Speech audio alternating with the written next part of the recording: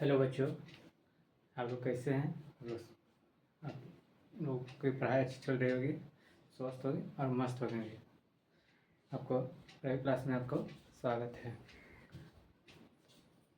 पिछले बार में हम लोग थ्योरी देखे थे और कुछ था आपको फॉर्मूले थे, उस पर हम ऑब्जेक्टिव देखते हैं जो कि बिहार बोर्ड में किस प्रकार से पूछ सकते हैं। उसमें से पहले हम बता चुके हैं फर्स्ट क्वेश्चन। उसके बाद सेकंड क्वेश्चन हम देखते हैं। देखिए, किसी धनात्मक पूर्णांक q के लिए प्रत्येक धनात्मक पूर्णांक का रूप क्या होता है। तो यहाँ 2q क्या होता है? तो 2q सम है।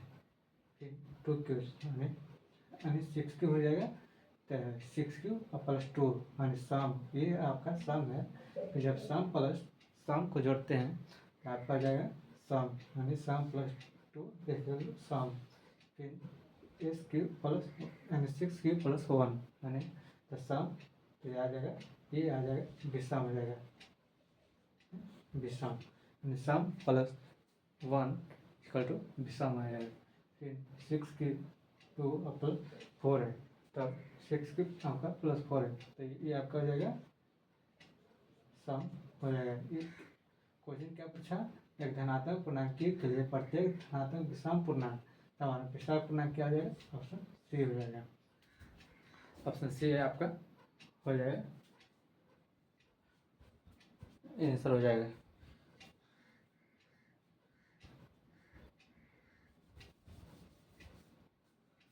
One minute.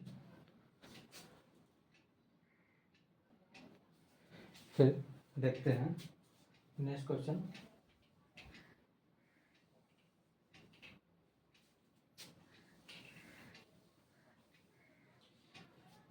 नेक्स्ट क्वेश्चन आपका है कि यदि q एक धनात्मक पूर्णांक है। क्वेश्चन है आपका, यदि q होता है एक धनात्मक पूर्णांक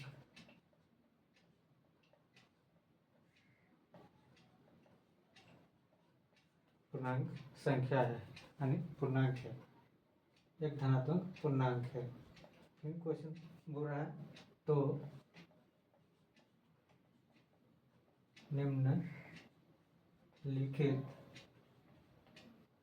निम्नलिखित में से कौन धनात्मक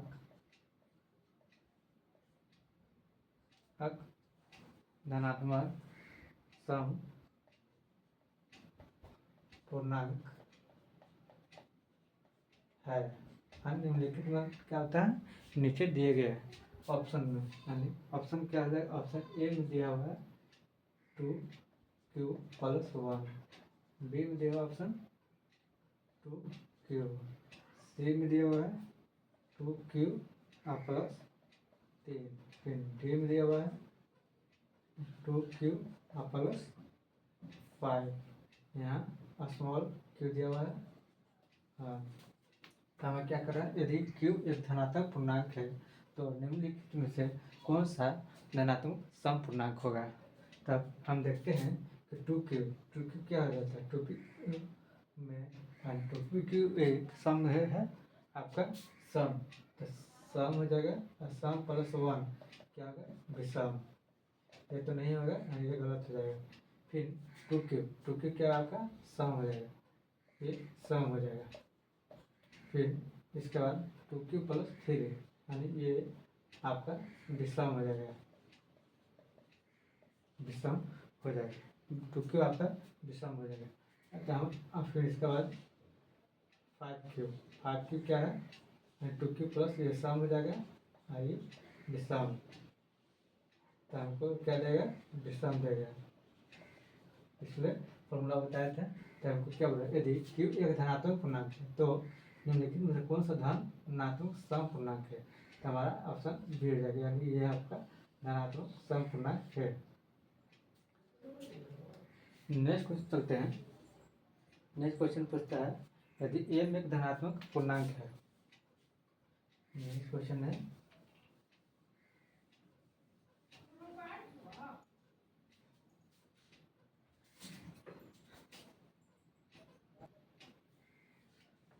क्वेश्चन पूछ रहा है यदि m एक धनात्मक पूर्णांक है तो निम्न में से कौन विषम पूर्णांक का रूप है, यानी विषम पूर्णांक का रूप वो पूछ रहा है।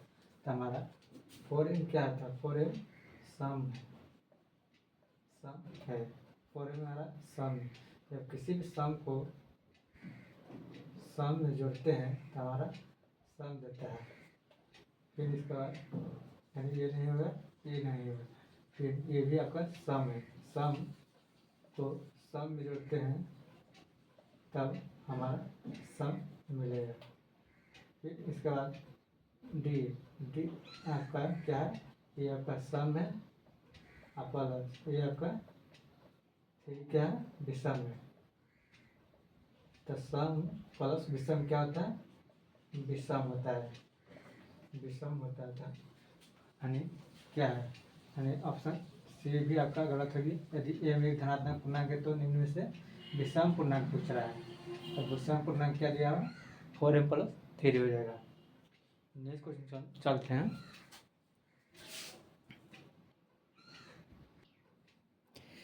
नेक्स्ट क्वेश्चन आपको पूछ रहा है यदि m एक धनात्मक पूर्णांक है तो निम्न में से कौन विषम पूर्णांक रूप है। तो हम देखते हैं कि 6m क्या है, सम है। तो किसी भी सम को सम से जोड़ते हैं तो हमारा क्या देता है, सम देता है, यानी ये सम हो गया। फिर 6m ये भी हमारा सम है, सम को विषम से जोड़ते हैं तो हमारा विषम देगा। फिर ये आपका सम है, सम को किसी से हमारा सम देगा। फिर सम को सम से जोड़ते हैं यानी तो ये भी हमारा सम देगा। क्वेश्चन क्या पूछा है, कौन विषम पूर्णांक रूप है। तो हमारा ऑप्शन विषम कौन है, ऑप्शन बी हो जाएगा। ऑप्शन बी आपका सही होगा, मतलब 6m + 3। नेक्स्ट क्वेश्चन देखते हैं।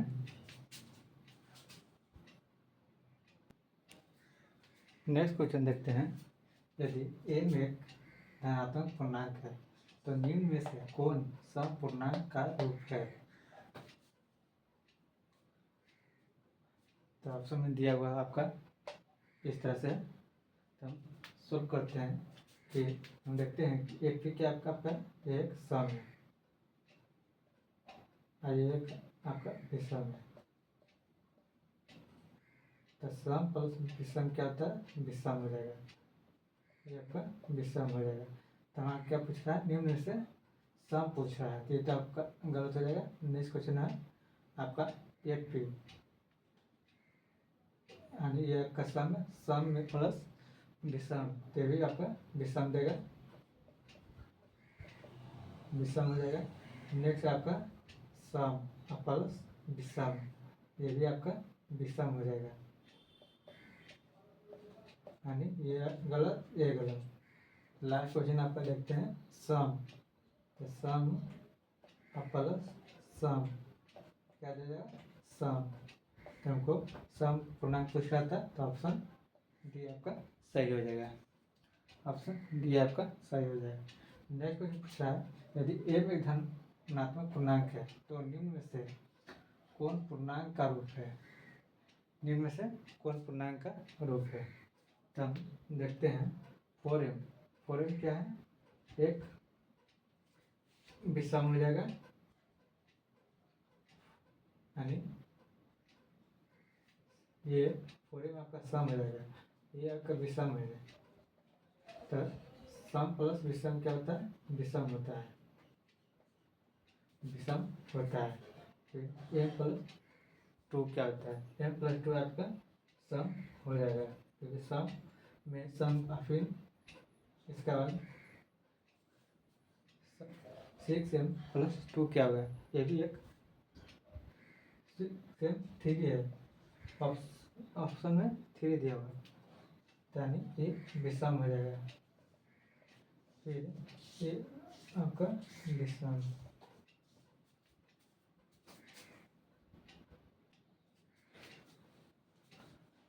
ये आपका विषम था। तो हमको क्या पूछा क्वेश्चन, यदि m एक धनात्मक पूर्णांक है तो निम्न में से कौन सम पूर्णांक का रूप है। तो सम पूर्णांक का रूप पूछ रहा है, तो हमारा ऑप्शन बी हो जाएगा। ए सी और डी सब गलत हो जाएगा।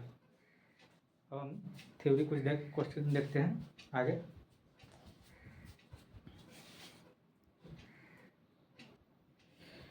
उसके बाद नेक्स्ट टॉपिक देखते हैं हम, भाज्य संख्या क्या होता है और यौगिक संख्या यानी कंपोजिट नंबर क्या होता है।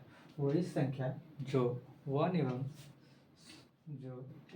स्वयं के अतिरिक्त किसी दूसरी संख्या से भी विभाजित होती है तो उसे भाज्य संख्या कहते हैं। यानी वैसी संख्या जो वन और स्वयं से भी विभाजित होती है तो उसे हम भाज्य संख्या कहते हैं। जब अर्थात जिस संख्या को का दो से अधिक गुणनफल हो, यानी गुणनफल होता है तो उसे हम भाज्य संख्या कहते हैं। जैसे 4 को हम भाग करते हैं 1 से तो कट जाता है तो उसे तक और 4 से खुद से भी कट जाता है। इसके बाद 9th हो जाएगा, 9th हो गया 1 से कटता है और 9 से कटता है। फिर उसके बाद देखते हैं सबसे नोट में, ये आपका DVI हो जाएगा, ऑब्जेक्टिव में देखने को मिल सकता है। आप लोग याद कर लीजिएगा। सबसे छोटी भाज्य संख्या क्या होता है, सबसे छोटी भाज्य संख्या क्या होता है, तो 4 होता है, यानी 4 दिखाया गया। फिर इसके बाद सबसे बड़ी भाज्य संख्या क्या होता है, तो अनंत होता है, तो अनंत। फिर सबसे छोटी विषम भाज्य संख्या क्या होता है, तो सबसे विषम भाज्य संख्या, तो विषम आपका 9 विषम है, तो विषम भाज्य संख्या क्या होती है, तो हमारा 9 हो जाएगा। आप लोग नोट कीजिएगा और एक अच्छी कॉपी बनाइएगा जिसमें आपको रिवीजन करने में बहुत ही हेल्प मिलेगा। आप तब तक नोट कीजिए।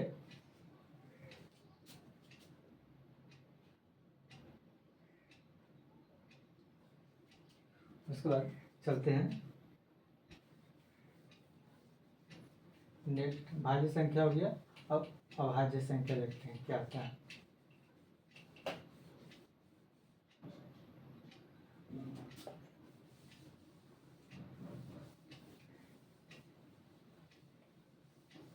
अब देखते हैं अभाज्य संख्या या अभाज्य संख्या क्या होता है।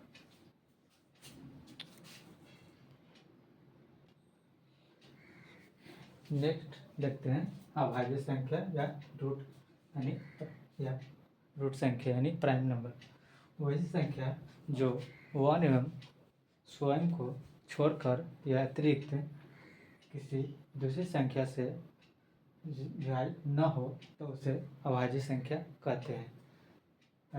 अर्थात यानी सही आसान शब्द में बोला जाए, जिस संख्या को केवल 2 गुणनखंड हो, यानी जिस संख्या केवल 2 गुणनखंड हो तो उसे अभाज्य संख्या कहते हैं। जैसे 2, 3, 5, 7 या 11 यानी डॉट इंफिनिटी तक ला, यानी 2 का केवल 1 से और स्वयं से कट सकता है। 3 इसी तरह से 1 और 3 से कट सकता है।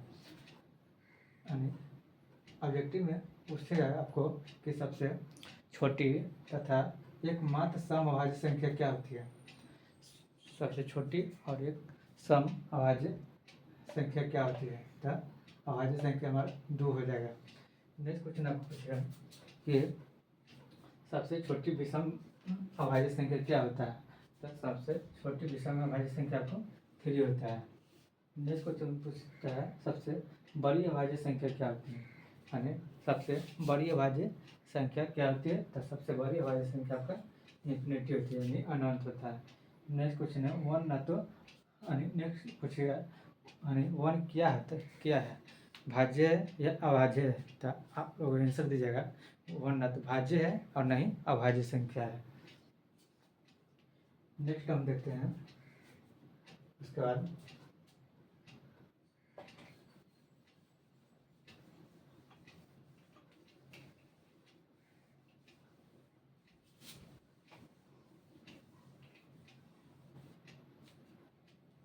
पूछेगा कि 1 से 50 तक 1 से 50 तक में कुल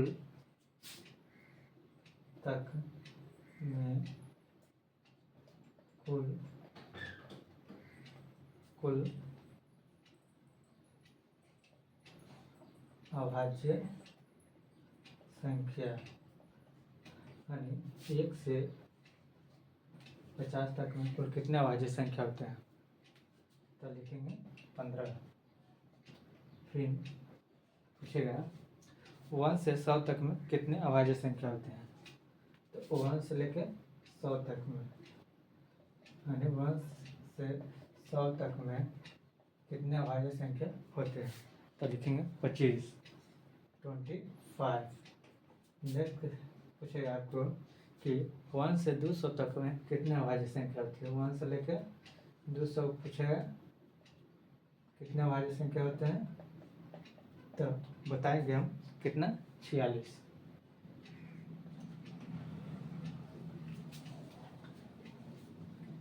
फर्स्ट है आपको याद करवाते हैं 1 से लेकर 50 तक कुल कितने अभाज्य संख्या होते हैं? तब 15। फिर 1 से 100 तक कितने अभाज्य कुल संख्या होती है? तब 25 बोलिएगा। फिर 1 से लेकर 200 में कितने अभाज्य संख्या होते हैं? तब 46। नेक्स्ट हम देखते हैं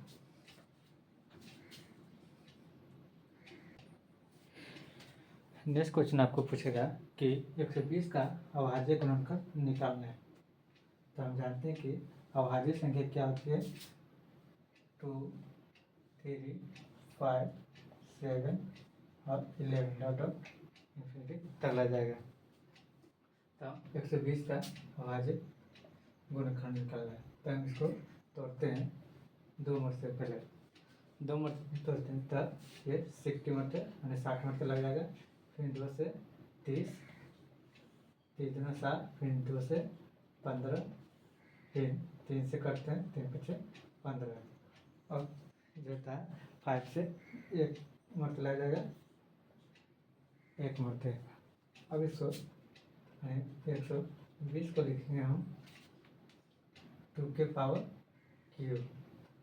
2, 1, 2 और 3 और 2 के पावर 3, फिर 3 के पावर 1 और फिर 5 मतलब 1 बढ़ते हैं। तब इसका लिखेंगे 2 के पावर क्यूब 3 गुने 5। ये आपका अभाज्य गुणनखंड हो गया, यानी ये आपका आंसर हो जाएगा। यानी 120 का अभाज्य गुणनखंड तब इतना आता है। नेक्स्ट क्वेश्चन आपको पूछेगा, अगर आपको नेक्स्ट पूछता है 144 का अभाज्य गुणनखंड निकालना है 144 का, तो हम उसी तरह से करेंगे 1 इतना और फिर 2 से डिवाइड करेंगे तो 2 सत्ते 14, 2 दूनी 4 लगेगा।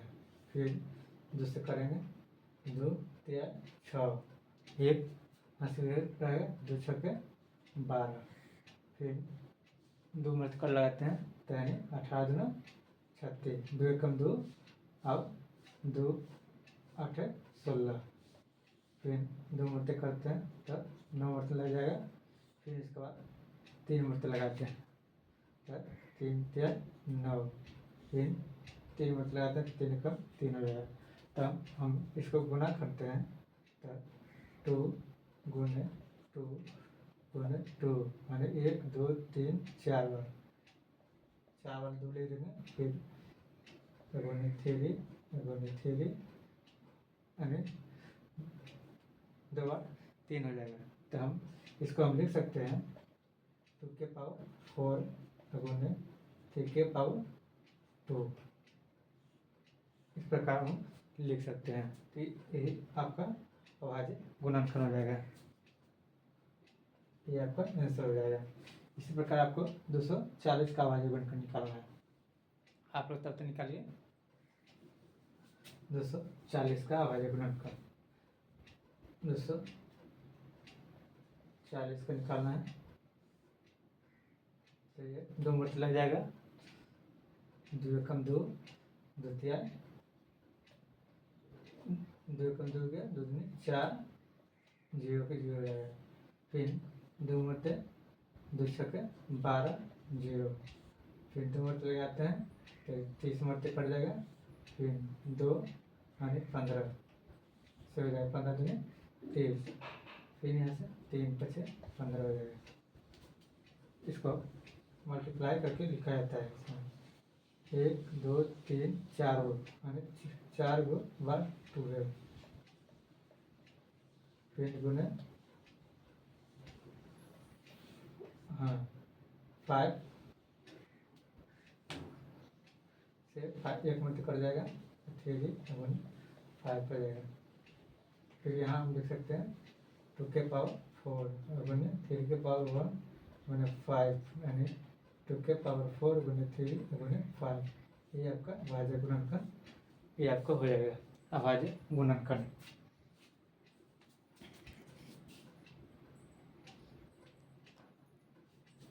आप लोग तब तक उतारिए।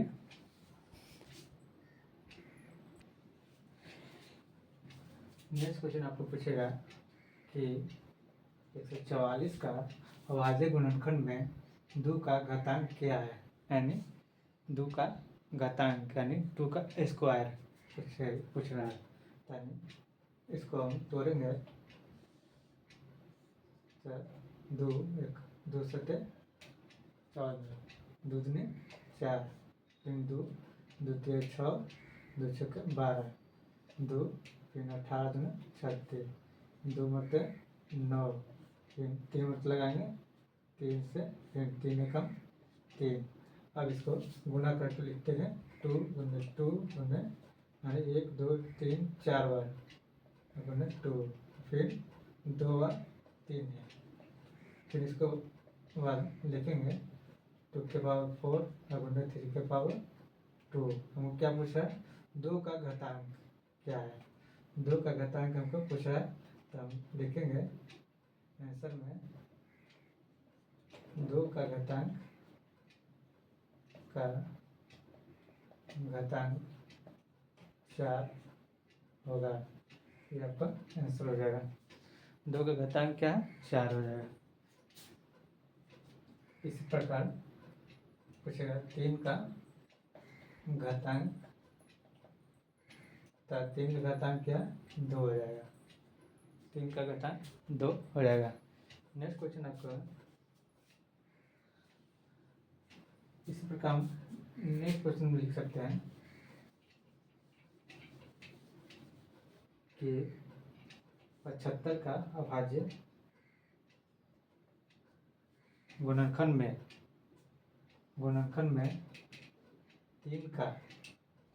3 का घातांक क्या होगा, क्या होगा, यानी 75 का अभाज्य गुणनखंड में 3 का घातांक, तो 75 का हम तोड़ देंगे पहले, 3 मरते 3 एकम 3 दूना 6 और फिर 3 पचे 15, फिर 5 मिनट लग जाएगा, बचरे 25, 5 एकम 5, इसको मल्टीप्लाई करके लिख देंगे 3 गुने 5 गुने 5 गुने 1, फिर 3 1 बार में है, इसके पावर 1 हो जाएगा, और फिर 5 के पावर 2 हो जाएगा। तो हमको क्या पूछ रहा है, 3 घातांक क्या है 3 का, तो 3 का घातांक हमारा क्या हो जाएगा, 1 हो जाएगा। 3 का घातांक क्या हो जाएगा, 1 हो जाएगा। फिर इसी तरह से अगर 5 का घातांक पूछे तो 5 का घातांक, तो 5 का घातांक हमारा 2 हो जाएगा। नेक्स्ट चलते हैं